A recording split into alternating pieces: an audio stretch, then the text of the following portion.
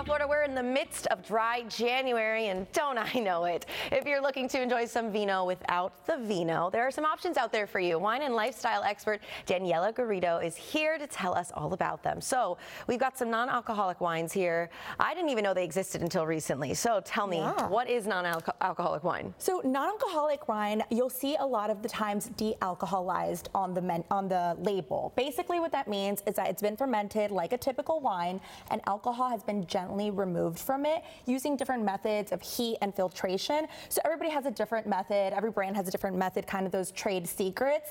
But I would say sometimes you'll see 0.5% on a label. That basically just means that obviously as you are gently removing alcohol, a little bit will kind of stay behind, but 0.5% is similar to kombucha, right? You know how sometimes you have to give your ID for a kombucha? That's exactly what that means when you see a 0.5%. Oh, that's a very, very small percent. So what should we be looking for on the label? Right, so the label, you'll want to find something that says de-alcoholized, and non-alcoholic is fine, but I would say de-alcoholized tells you that the brand really doesn't want to compromise flavor and quality. So you're really going to be tasting those wine flavors, which is really what we're all looking for when we're doing a non-alcoholic wine. So over here, I brought you Thomson Scott Noughty de-alcoholized wine. You mentioned that you have a couple events at the end of the month, and that you're doing dry January. I actually think this Thomson Scott de-alcoholized sparkling rosé is perfect to bring to a celebration. I'll give that to you. See what you think about it. Okay. And so this de-alcoholized sparkling rosé, I think it's perfect for an occasion because it kind of exactly like rosé. Exactly. So it gives you also that effervescence that if you're celebrating something, a birthday, a wedding, those are always the hardest ones to get through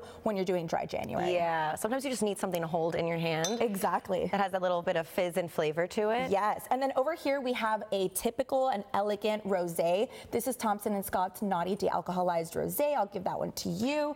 And this is perfect for those hot South Florida days, which, as we know, we're very used to over here in South Florida. You're hanging out by the pool, you're on a boat, you just want a glass of rosé. Maybe you just want something at the end of the day. That's the perfect option for you. And so quickly, what else do we have over here? Yep, so quickly we have this Cab Sauv. This is gonna be your typical cab from Ariel Vineyards. And this is if you're one of those like big, bold cab girls or guys. I'm that girl, yes. Yep, is that you? This is your Netflix wine, right? And so over here we have our Tea Chardonnay. This is a French oak aged Chardonnay. And what I love about this brand is that they've been doing non-alcoholic wine for 25 years. Oh, wow. So you're gonna see quality and good wines from them.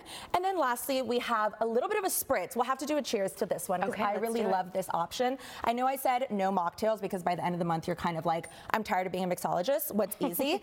Here we have a sparkling brut by Frey. And then you mix in a little bit of Gia's berry aperitif. Just put those together on ice and you have a sparkling spritz. Well, cheers, Daniela. Thank you so much for being on the show and showing us that dry January can't be that hard. Right.